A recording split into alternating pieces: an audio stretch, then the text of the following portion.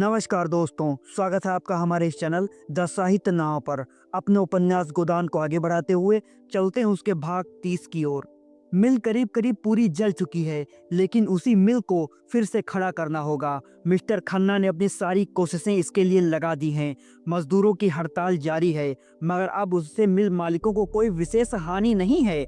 नए आदमी कम वेतन पर मिल गए हैं और जी तोड़कर काम करते हैं, क्योंकि उनमें सभी ऐसे हैं जिन्होंने बेकारी के कष्ट भोग लिए हैं और अब अपना बस चलते ऐसा काम करना नहीं चाहते जिससे उनकी जीविका में बाधा पड़े। चाहे जितना काम लो, चाहे जितनी कम छुट्टियां दो, उन्हें कोई शिकायत नहीं। सिर झुकाए बैलों की तरह काम में लगे रहते हैं। घुड़कियां, गालियां, यहाँ तक कि डंडों की मार भी उनमें ग्लानि नहीं पैदा करती। और अब पुराने मजदूरों के लिए इसके सिवा कोई मार्ग नहीं रह गया है कि वह इसी घटी हुई मजूरी पर काम करने आए और खन्ना साहब की खुशामद करें। पंडित ओंकार नाथ पर तो उन्हें अब रत्ती भर भी विश्वास नहीं है। उन्हें वह अकेले दुकेले पाए तो शायद उनकी बुरी गत बनाएं, पर पंडित जी बहुत बचे हुए रहते हैं। चिराग जलने के बाद अपने कार्यालय से बाहर नहीं निकलते और अफसरों की खुशामद करने लगे हैं। मिर्जा खुर्शीद की धाक अब भी ज्यों की त्यों है, लेकिन मिर्जा जी इन बेचारों का कष्ट और उसके निवारण का अपने पास कोई उपाय न देखकर दिल से चाहते हैं कि सब के सब बहाल हो जाएं, मगर इसके साथ ही नए आदमियों के कष्ट का ख्याल करके जिज्ञासुओं से यही कह दिया करते हैं कि जैसी इच्छा हो वैसा करो। मिस्टर खन्ना ने पुराने आदमियों को फिर नौकरी के लिए इच्छुक देखा तो और भी अकड़ गए। हालांकि वह मन से चाहते थे कि इस वेतन पर पुराने आदमी नयों से कहीं अच्छे हैं। नए आदमी अपना सारा जोर लगाकर भी पुराने आदमियों के बराबर काम न कर सकते थे। पुराने आदमियों में अधिकांश तो बचपन से ही मिल में काम करने के अभ्यस्त थे और खूब मजे थे। नए आदमियों में अधिकतर देहातों के दुखी किसान थे, जिन्हें खुली हवा और मैदान में पुराने जमाने की लकड़ी के औजारों से काम करने की आदत थी। मिल के अंदर उनका दम घुटता था और मशीनरी के तेज चलने वाले पुर्जों से उन्हें भय लगता था। आखिर जब पुराने आदमी खूब परास्त हो गए, तब खन्ना उन्हें बहाल करने पर राजी हुए, मगर नए आदमी इससे भी कम वेतन पर भी काम करने के लिए तैयार थे। और जब डायरेक्टरों के सामने यह सवाल आया कि वह पुरानों को बहाल करें या नयों को रहने दें, डायरेक्टरों में आधे तो नए आदमियों का वेतन घटाकर रखने के पक्ष में थे। आधों की यह धारणा थी कि पुराने आदमियों को हाल के वेतन पर रख लिया जाए। थोड़े से रुपए ज्यादा खर्च होंगे जरूर, मगर काम उससे कहीं ज्यादा अच्छा होगा। खन्ना मिल के प्राण थे, एक तरह से सर्वे सर्वा। डायरेक्टर तो उनके हाथ की कठपुतलियां थे। निश्चय खन्ना ही के हाथों में था और वह अपने मित्रों से नहीं, शत्रुओं से भी इस विषय में सलाह ले रहे थे। सबसे पहले तो उन्होंने गोविंदी की सलाह ली। जब से मालती की ओर उन्हें निराशा हो गई थी और गोविंदी को मालूम हो गया था कि मेहता जैसा विद्वान और अनुभवी और ज्ञानी आदमी मेरा कितना सम्मान करता है और मुझसे किस प्रकार की साधना की आशा रखता है, तब से दंपति में स्नेह फिर जाग उठा था। स्नेह न कहो, मगर साहचर्य तो था ही। आपस में वह जलन और अशांति न थी, बीच की दीवार टूट गई थी। मालती के रंग ढंग की भी काया पलट होती जाती थी। मेहता का जीवन अब तक स्वाध्याय और चिंतन में गुजरा था और सब कुछ पढ़ चुकने के बाद और आत्मवाद और अनात्मवाद की खूब छानबीन कर लेने पर भी वह इसी तत्व पर पहुंच जाते थे कि प्रवृत्ति और निवृत्ति दोनों के बीच में जो सेवा मार्ग है, चाहे उसे कर्मयोग भी कहो, यही वही जीवन का सार्थक कर सकता है, वही जीवन को ऊंचा और पवित्र बना सकता है। किसी सर्वज्ञ ईश्वर में उनका विश्वास न था, यद्यपि वह अपनी नास्तिकता को प्रकट न करते थे, इसलिए कि इस विषय में निश्चित रूप से कोई मत स्थिर करना वह अपने लिए असंभव समझते थे।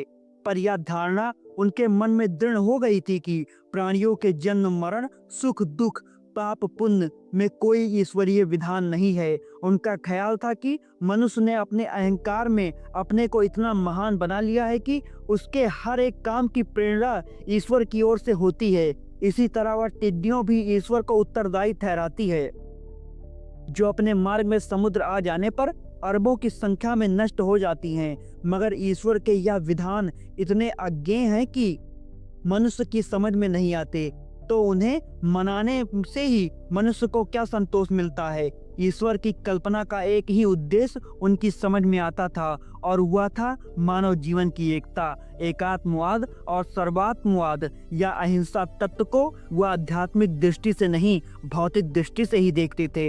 यद्यपि इन तत्वों का इतिहास के किसी हाल में भी आधिपत्य नहीं रहा, फिर भी मनुष्य जाति के सांस्कृतिक विकास में उनका स्थान बड़े महत्व का है। मानव समाज की एकता में मेहता का दृढ़ विश्वास था, मगर इस विश्वास के लिए उन्हें ईश्वर तत्व के मनाने की जरूरत न मालूम होती थी। उनका मानव प्रेम इस आधार पर अवलंबित न था कि प्राणी मात्र में एक आत्मा का निवास है। दैत्य और अदैत्य व्यवहारिक महत्व के सिवा वह और कोई उपयोग न समझते थे, और वह व्यवहारिक महत्व उनके लिए मानव जाति को एक दूसरे के समीप लाना, आपस के भेदभाव को मिटाना और भ्रातृ भाव को दृढ़ करना ही था। यह एकता, यह अभिन्नता उनकी आत्मा में इस तरह जम गई थी कि उनके लिए किसी आध्यात्मिक आधार की सृष्टि उनकी दृष्टि में व्यर्थ थी, और एक बार इस तत्व को पाकर वह शांत न बैठ सकते थे। स्वार्थ से अलग अधिक से अधिक काम करना उनके लिए आवश्यक हो गया था। इसके बगैर उनका चित्त शांत न हो सकता था। यश, लाभ या कर्तव्य पालन के भाव उनके मन में आते ही न थे। इनकी तुच्छता ही उन्हें इनसे बचाने के लिए काफी थी। सेवा ही अब उनका स्वार्थ होती जाती थी, और उनकी इस उदार वृत्ति का असर अज्ञात रूप से मालती पर भी पड़ता जाता था। अब तक जितने मर्द उसे मिले, सभी ने उसकी विलास वृत्ति को ही उकसाया। उसकी त्याग वृत्ति दिन दिन क्षीण होती जाती थी, पर मेहता के संसर्ग में आकर उसकी त्याग भावना सजग हो उठी थी। सभी मनस्वी प्राणियों में यह भावना छिपी रहती है और प्रकाश पाकर चमक उठती है। आदमी अगर धन या नाम के पीछे पड़ा है तो समझ लो कि अभी तक वह किसी परिष्कृत आत्मा के संपर्क में नहीं आया। मालती अब अक्सर गरीबों के घर बिना फीस लिए ही मरीजों को देखने चली जाती थी। मरीजों के साथ उसके व्यवहार में मृदुता आ गई थी। हाँ, अभी तक वह शौक श्रृंगार से अपना मन न हटा सकती थी। रंग और पाउडर का त्याग उसे अपने आंतरिक परिवर्तनों से भी कहीं ज्यादा कठिन जान पड़ता था। इधर कभी कभी दोनों देहातों की ओर चले जाते थे और किसानों के साथ 2-4 घंटे रहकर, कभी कभी उनके झोपड़ों में रात काट कर और उन्हीं का सा भोजन करके अपने को धन्य समझते थे। एक दिन वह स्यमरी तक पहुंच गए और घूमते घामते बेलारी जा निकले। होरी द्वार पर बैठा चिलम पी रहा था कि मालती और मेहता आकर खड़े हो गए। मेहता ने होरी को देखते ही पहचान लिया और बोला, यही तुम्हारा गांव है?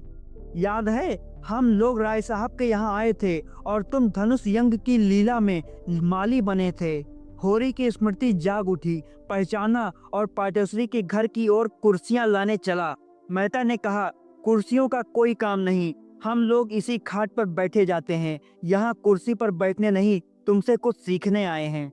दोनों खाट पर बैठे। होरी हत बुद्धि सा खड़ा था। इन लोगों की क्या खातिर करे, बड़े बड़े आदमी हैं, उनकी खातिर करने लायक उनके पास है ही क्या। आखिर उसने पूछा, पानी लाऊं? मेहता ने कहा, हाँ प्यास तो लगी है, कुछ मीठा भी लेते आऊं। लाओ अगर घर में हो। होरी घर में मीठा और पानी लेने गया, तब तक गांव के बालकों ने आकर इन दोनों आदमियों को घेर लिया और लगे निरखने, मानो चिड़ियाघर के अनोखे जंतु आ गए हों।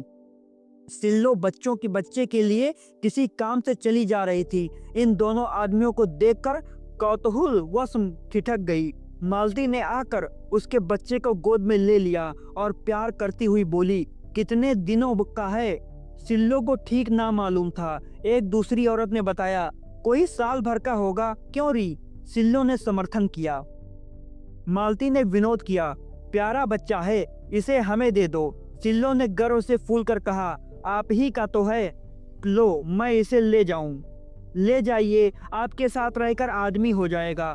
गांव की और महिलाएं आ गईं और मालती को होरी के घर में ले गईं। यहाँ मर्दों के सामने मालती से वार्तालाप करने का अवसर उन्हें न मिलता। मालती ने देखा, खाट बिछी हुई है और उस पर एक दरी पड़ी हुई है जो पाटेश्वरी के घर से मांग कर आई थी। मालती जाकर बैठी। संतान रक्षा और शिशु पालन की बातें होने लगी।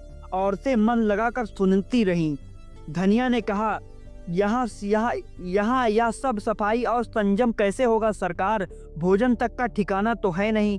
मालती ने समझाया, सफाई में कुछ खर्च नहीं, केवल थोड़ी सी मेहनत और होशियारी से काम चल सकता है। दुलारी सहुआइन ने पूछा, यह सारी बातें तुम्हें कैसे मालूम हुई सरकार? आपका तो अभी ब्याह भी नहीं हुआ। मालती ने मुस्कुराकर पूछा, तुम्हें कैसे मालूम हुआ कि मेरा ब्याह नहीं हुआ? सभी स्त्रियां मुंह फेरकर मुस्कुराईं। पुनिया बोली, भला यह भी छिपा रहता है? मिस साहब, मुंह देखते ही पता चल जाता है। मालती ने झेपते हुए कहा, इसलिए ब्याह नहीं किया कि आप लोगों की सेवा कैसे करती। सबने एक स्वर में कहा, धन्य हो सरकार, धन्य हो।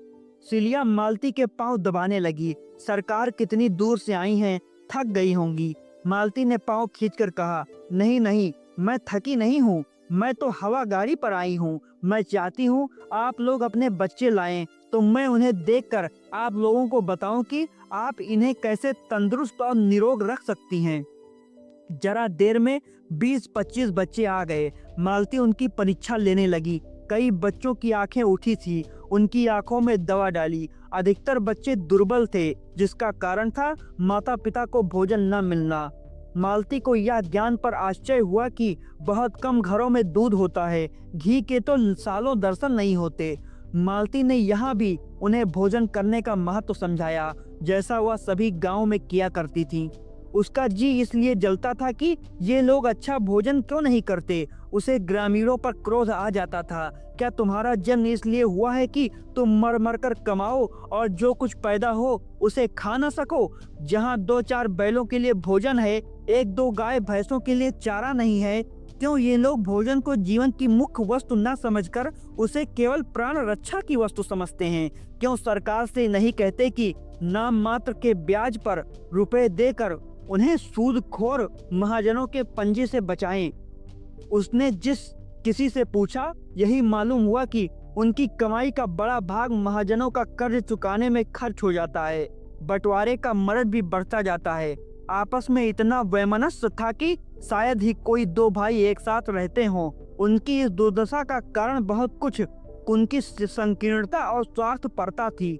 मालती इन्हीं विषयों पर महिलाओं से बातें करती रही। उनकी श्रद्धा देखकर उसके मन में सेवा की प्रेरणा और भी प्रबल हो रही थी। इस त्यागमय जीवन के सामने यह विलासी जीवन कितना तुच्छ और बनावटी था। आज उसके वह रेशमी कपड़े जिन पर जरी का काम था, और वह गंध से महकता हुआ शरीर, और वह पाउडर से अलंकृत मुखमंडल उसे लज्जित करने लगा। उसकी कलाई पर बंधी सोने की घड़ी जैसे अपने अपलक नेत्रों से उसे घूर रही थी। उसने गले में चमकता हुआ जड़ाऊ नेकलेस मानो उसका गला घोट रहा था। इस त्याग और श्रद्धा की देवियों के सामने वह अपनी दृष्टि में नीची लग रही थी। वह इन ग्रामीणों में से बहुत सी बातें ज्यादा जानती थी, समय की गति ज्यादा पहचानती थी, लेकिन जिन परिस्थितियों में ये गरीबने जीवन को सार्थक कर रही हैं, उनमें क्या वह एक दिन भी रह सकती है? जिनमें अहंकार का नाम नहीं, दिन भर काम करती हैं, उपवास करती हैं, रोती हैं, फिर भी इतनी प्रसन्न मुख। दूसरे उनके लिए इतने अपने हो गए हैं कि अपना सर्वस्व ही नहीं रहा। उनका अपनापन अपने लड़कों में, अपने पति में, अपने संबंधियों में है। इस भावना की रक्षा करते हुए इसी भावना का क्षेत्र और बढ़ाकर भावी नारीत्व का आदर्श निर्माण होगा। जागृत देवियों में इसकी जगह आत्म सेवन का जो भाव आ बैठा है, सब कुछ अपने लिए, अपने भोग विलास के लिए, उससे तो वह सुसुवावस्था ही अच्छी। पुरुष निर्दयी है माना, लेकिन है तो उन्हीं माताओं का बेटा। क्यों माता ने पुत्र को ऐसी शिक्षा नहीं दी कि वह माता की स्त्री जात की पूजा करता? इसलिए कि माता का यह शिक्षा देनी नहीं आती, इसलिए कि उसने अपने को इतना मिटाया कि उसका रूप ही बिगड़ गया, उसका व्यक्तित्व ही नष्ट हो गया। नहीं, अपने को मिटाने में काम न होगा। नारी को समाज कल्याण के लिए अपने अधिकारों की रक्षा करनी पड़ेगी। उसी तरह जैसे इन किसानों को अपनी रक्षा के लिए इस देवत्व को कुछ त्याग करना पड़ेगा। संध्या हो गई थी। मालती को औरतें अब तक घेरे हुए थी। उसकी बातों ने जैसे उन्हें तृप्ति ही न होती थी। कई औरतों ने उससे रात को यही रहने का आग्रह किया। मालती को भी उसका सरल स्नेह ऐसा प्यारा लगा कि उसने उनका निमंत्रण स्वीकार कर लिया। रात को औरतें उसे अपना गाना सुनाएंगी। मालती ने भी प्रत्येक घर में जाकर उनकी दशा से परिचय प्राप्त करने में अपने समय का सदुपयोग किया। उसकी निष्कपट सद्भावना और सहानुभूति उन गंवारिनों के लिए देवी के वरदान से कम न थी। उधर मेहता साहब खाट पर आसन जमाए किसानों की कुश्ती देख रहे थे। पछता रहे थे, मिर्जा जी को क्यों नहीं साथ ले लिया, नहीं उनका भी एक जोड़ हो जाता। उन्हें आश्चर्य हो रहा था, ऐसे प्रौढ़ और निरीह बालकों के साथ शिक्षित कहलाने वाले लोग कैसे निर्दयी हो जाते हैं। अज्ञान की भांति ज्ञान भी सरल, निष्कपट और सुनहले स्वप्न देखने वाला होता है। मानवता में उसका विश्वास इतना दृढ़, इतना सजीव होता है कि वह इसके विरुद्ध व्यवहार को अमानुष की समझने लगता है। वह यह भूल जाता है कि भेड़ियों ने भेड़ों की निरीहता का जवाब सदैव पंजे और दांतों से दिया है। वह अपना एक आदर्श संसार बनाकर उसको आदर्श मानवता से आबाद करता है और उसी में मग्न रहता है। यथार्थता कितनी अगम्य, कितनी दुर्बोध, कितनी अप्राकृतिक, उसकी ओर विचार करना उसके लिए मुश्किल हो जाता है। मेहता जी इस समय इन गवारों के बीच में बैठे हुए इसी प्रश्न को हल कर रहे थे कि इनकी दशा इतनी दयनीय क्यों है। वह इन सख्त से आंखें मिलाने का साहस न कर सकते थे कि इनका देवत्व ही इनकी दुर्दशा का कारण है। काश ये आदमी ज्यादा और देवता कम होते तो यो न ठुकराए जाते। देश में कुछ भी हो, क्रांति ही क्यों ना आ जाए, इनसे कोई मतलब नहीं। कोई दल उनके सामने सबल के रूप में आए और उनके सामने सिर झुकाने को तैयार। उनकी निरीहता जड़ता की हद तक पहुंच गई थी जिसे कठोर आघात ही कर्मठ बना सकता था।